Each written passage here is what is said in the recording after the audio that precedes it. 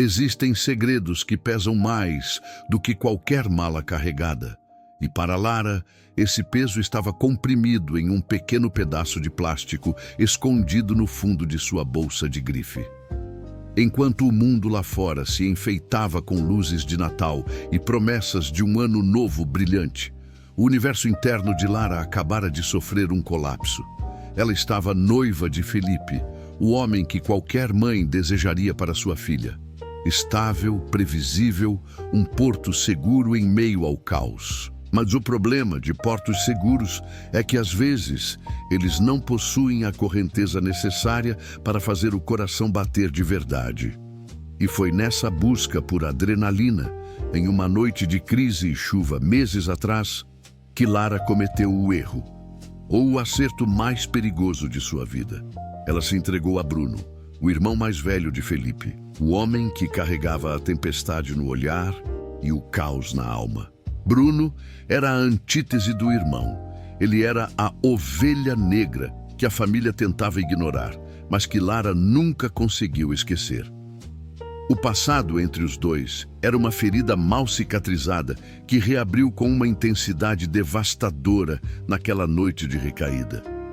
Agora, parada diante do espelho da suíte dos sogros, com o som da ceia de Natal começando a ecoar no andar de baixo, Lara olhava para o teste de gravidez. Duas linhas vermelhas que pareciam gritar uma verdade impossível.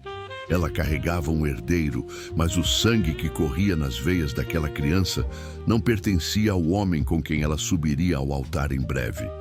O filho era do irmão do noivo.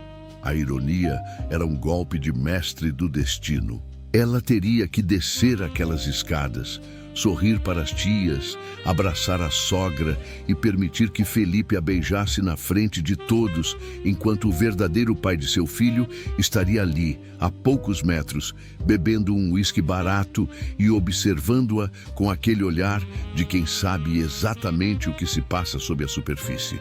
Lara sentiu um frio na espinha que nenhum casaco de pele poderia aquecer. Ela não estava apenas indo para uma festa de fim de ano. Ela estava entrando em uma arena onde a primeira palavra errada poderia detonar a fundação de uma das famílias mais tradicionais da cidade. O Natal, que deveria ser de união, estava prestes a se tornar o palco da maior traição que aquele clã já vira. Interação like. Gente, vocês conseguem imaginar o nível de desespero da Lara agora? Ela está segurando uma bomba relógio no ventre e a poucos metros do homem que pode destruir tudo com uma frase. É aquele tipo de tensão que a gente só vê em novela das 9, não é? Eu quero saber quem aqui está sentindo o coração acelerar junto com o dela. Se você quer ver como essa sinuca de bico vai se desenrolar e se a Lara vai conseguir esconder esse segredo até o final da ceia, deixa o seu like agora mesmo. Vamos bater uma meta de likes para dar força para a Lara encarar essa família. A bolsa de Lara estava fechada, mas o segredo já começava a transbordar. Ela respirou fundo, retocou o batom com as mãos trêmulas e abriu a porta do quarto. O som das risadas lá embaixo parecia uma zombaria. Ela não sabia, mas aquela seria a última noite em que a palavra perfeição seria usada para descrever a sua vida e a de Felipe. O jogo de máscaras tinha começado e o primeiro brinde da noite estava prestes a ter um gosto de veneno. A sala de jantar da família Albuquerque parecia um cenário de comercial de televisão, onde cada talher de prata e cada arranjo de azevinho gritava uma harmonia que, para Lara, soava como uma nota desafinada. Ao descer os últimos degraus, ela sentiu o olhar de Felipe, o noivo perfeito, brilhar com uma admiração que a fazia sentir-se a maior das impostoras. O ambiente estava saturado pelo perfume caro das tias e pelo falatório incessante sobre preparativos enxovais e a sorte de se unir a um clã tão sólido. Lara sorria de forma automática, um reflexo condicionado enquanto sua sogra a abraçava, proclamando para quem quisesse ouvir que eles eram o casal modelo da nova geração. Cada elogio era uma estocada no peito de Lara. Cada brinde à sua felicidade parecia um ensaio para o funeral de sua paz. Mas o verdadeiro perigo não vinha dos sorrisos falsos ou das perguntas invasivas sobre o futuro. O perigo estava encostado na cristaleira, ao fundo da sala, envolto em uma sombra que parecia ignorar as luzes festivas. Bruno. Ele não participava da algazarra familiar. Ele apenas observava. E quando seus olhos encontraram os de Lara, a temperatura da sala pareceu subir 10 graus. O olhar de Bruno não era de um cunhado. Era de um homem que conhecia cada curva do corpo dela, cada segredo que ela tentava enterrar sob o vestido de seda. Ele mantinha um sorriso de canto, carregado de uma ironia perigosa, enquanto balançava lentamente uma taça de vinho tinto, como se estivesse saboreando o fato de que só ele sabia a verdade por trás daquela encenação natalina. Felipe, transbordando uma autoconfiança que beirava a ingenuidade, levantou-se e pediu a atenção de todos. Aproveitando que estamos todos aqui, celebrando o nascimento da nossa união, ele começou, sua voz cheia de um orgulho que fazia o estômago de Lara revirar. Ela sentiu o ar escapar de seus pulmões. Por um segundo aterrorizante, ela pensou que ele anunciaria a traição, que o teste em sua bolsa tinha sido descoberto, que o teatro acabaria ali, entre o peru e o champanhe.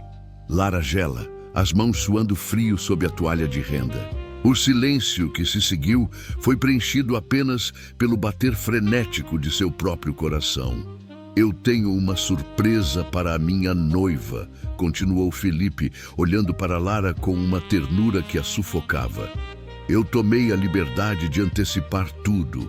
O nosso casamento não será mais no final do semestre. Eu consegui fechar a data para daqui a exatamente 30 dias. Um coro de aplausos e exclamações de alegria explodiu na sala. Mas o som que realmente marcou o momento foi outro. Do outro lado da mesa, o cristal se partiu. Bruno, cujos olhos estavam cravados em Lara com uma intensidade furiosa, deixou a taça escorregar de seus dedos. O vinho tinto espalhou-se pelo tapete branco imaculado da sala, uma mancha rubra que parecia sangue sobre a neve, simbolizando o fim da pureza daquela família. Gente, vocês viram o clima que ficou nessa sala? O Bruno derrubou aquele vinho de propósito para interromper a felicidade do irmão? Ou foi puro choque ao saber que a mãe do filho dele vai casar com o outro no mês que vem? Eu quero a opinião sincera de vocês agora. O que você faria se estivesse no lugar do Bruno, vendo a mulher que carrega o seu sangue selar o destino com o seu próprio irmão bem na sua frente? Comenta aí embaixo. Foi acidente ou foi o início da guerra? Enquanto as tias se desesperavam com a mancha no tapete e a sogra corria em busca de sal para limpar a bagunça, o olhar de Bruno e Lara permaneceu conectado por um segundo eterno. Não havia mais espaço para mentiras silenciosas. O vinho derramado era o prenúncio de que nada naquela casa permaneceria limpo por muito tempo. Lara sentiu uma náusea súbita, mas não era apenas o enjoo da gravidez. Era a percepção de que o tempo das máscaras tinha acabado e que a cozinha seria o próximo palco de um confronto que não teria volta. O ar na sala de jantar havia se tornado uma massa física, sufocante e carregada com o cheiro metálico do vinho derramado e da hipocrisia refinada. Lara sentiu que, se ficasse mais um segundo sob a luz daqueles lustres de cristal, seus pulmões simplesmente parariam de funcionar. Ela aproveitou a pequena confusão causada pela mancha no tapete e deslizou para a cozinha, buscando o refúgio do aço inoxidável e do silêncio funcional. O ambiente era frio, iluminado por lâmpadas brancas que não deixavam espaço para sombras, refletindo seu próprio rosto pálido nas superfícies metálicas. Ela parecia uma estranha para si mesma.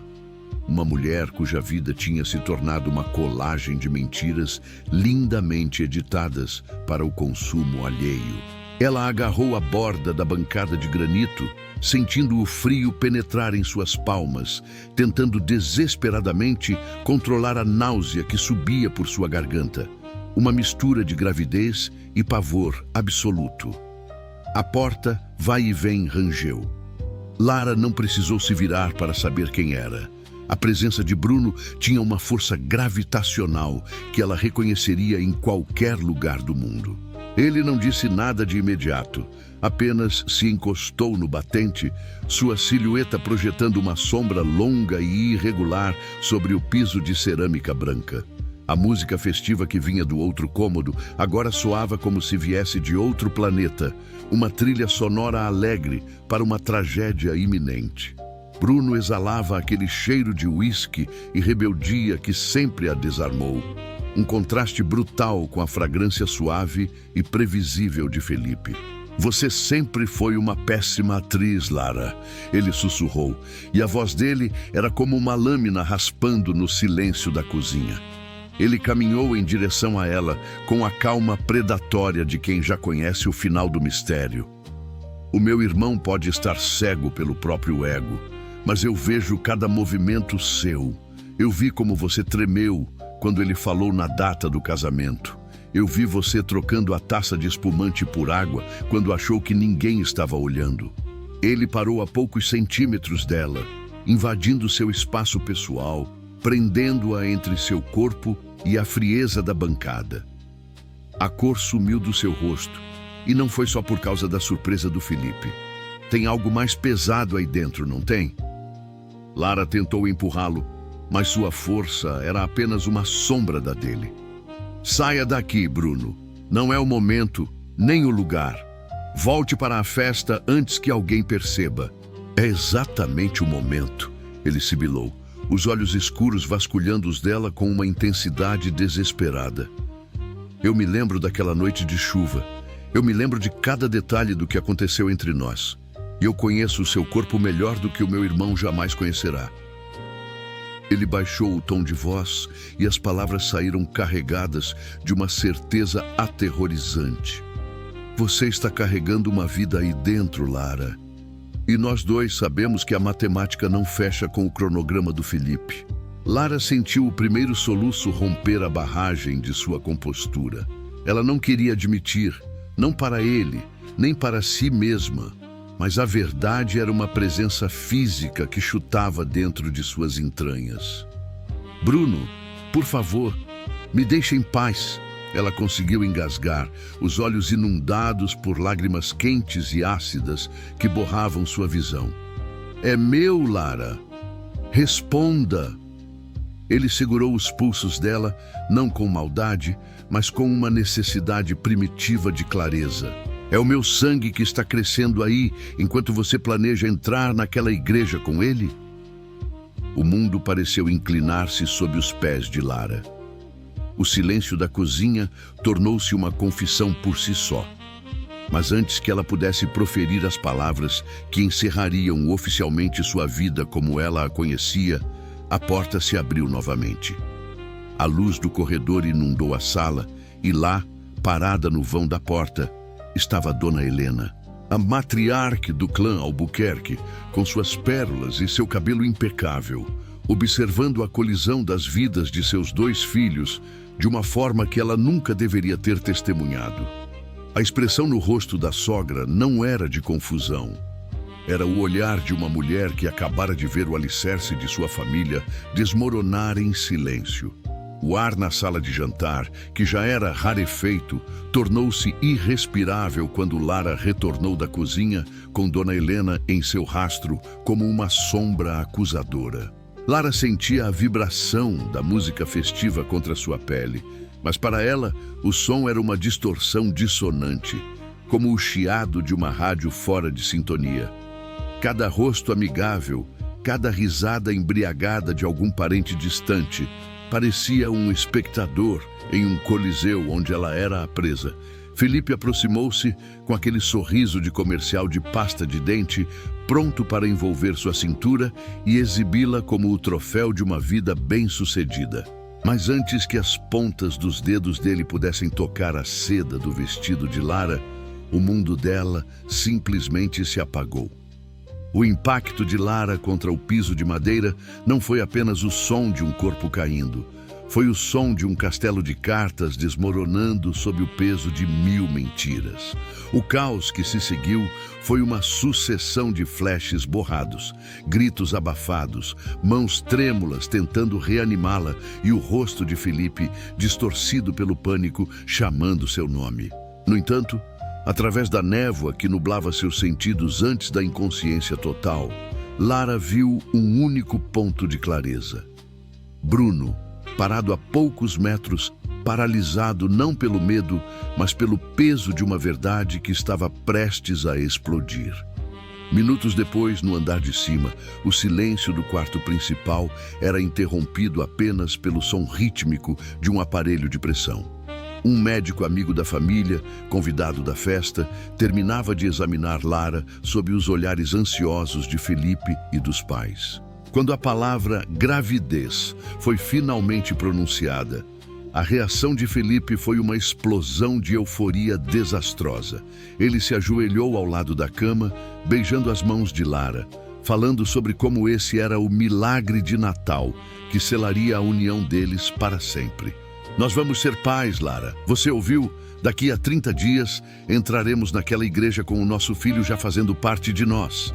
Ele exclamava, as lágrimas de alegria brilhando em seus olhos ingênuos. Para Bruno, que observava a cena da soleira da porta, cada palavra de Felipe era como um prego sendo martelado em sua própria alma. Ele via a alegria do irmão, uma alegria construída sobre um alicerce de traição, e sentia o gosto amargo da covardia subir por sua garganta. Ele olhou para a mãe, Dona Helena, e percebeu que ela também sabia. O silêncio da matriarca, com seus olhos fixos no tapete, era a confirmação de que o véu da perfeição tinha sido rasgado.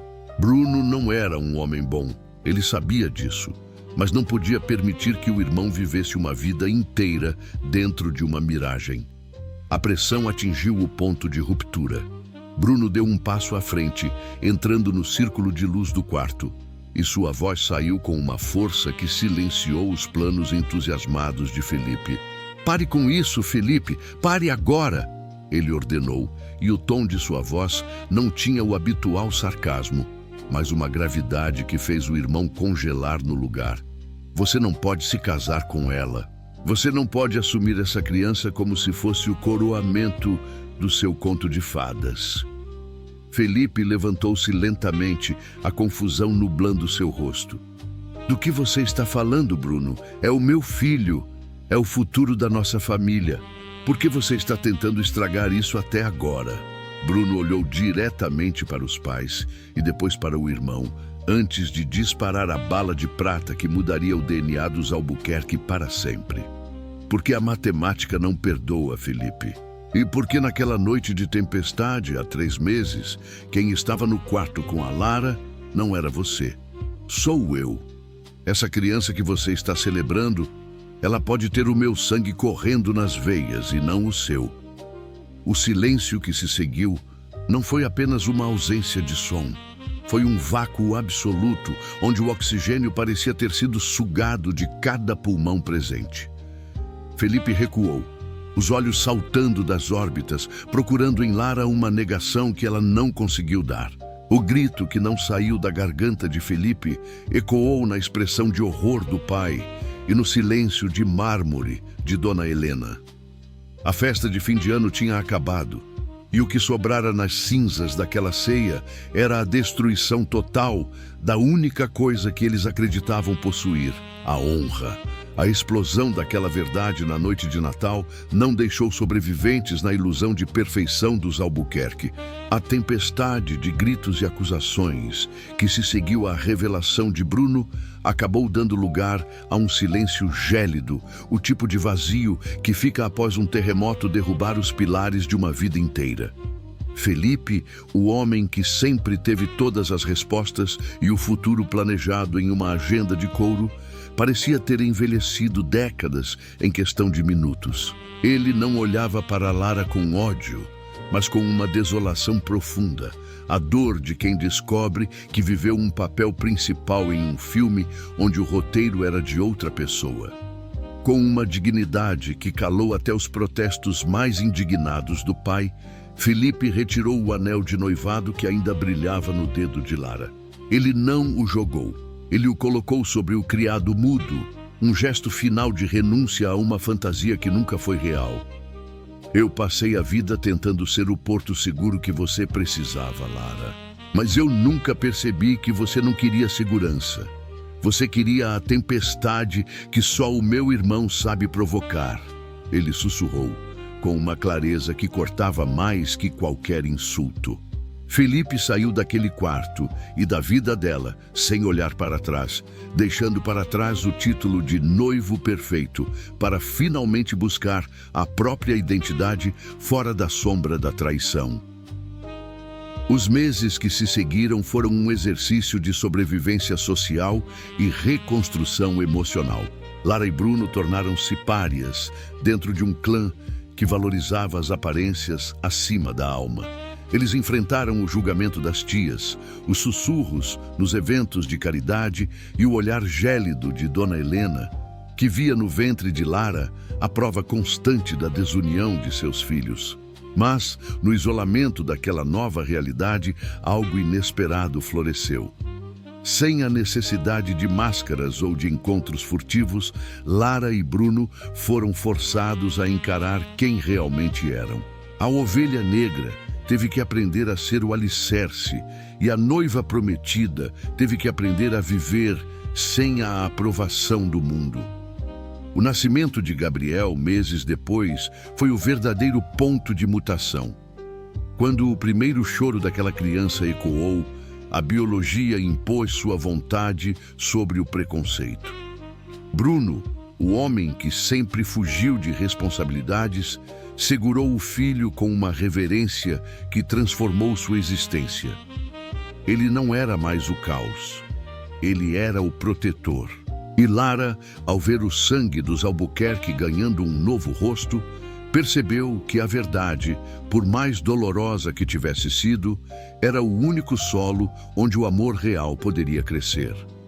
A mentira teria dado a Gabriel um pai de mentira e uma mãe infeliz.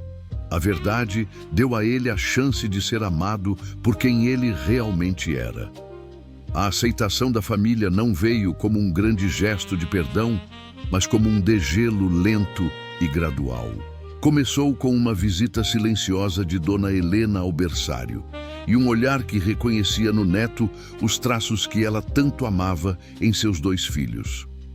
No final, na ceia do ano seguinte, a mesa não estava mais completa e as cicatrizes ainda eram visíveis, mas o ar não era mais denso de mentiras. Lara e Bruno, de mãos dadas, olhavam para o filho, entendendo que o destino, às vezes, escreve certo por linhas tortas e escandalosas. Eles provaram que no teatro da vida é melhor ser odiado pela sua verdade do que ser amado por uma máscara de porcelana.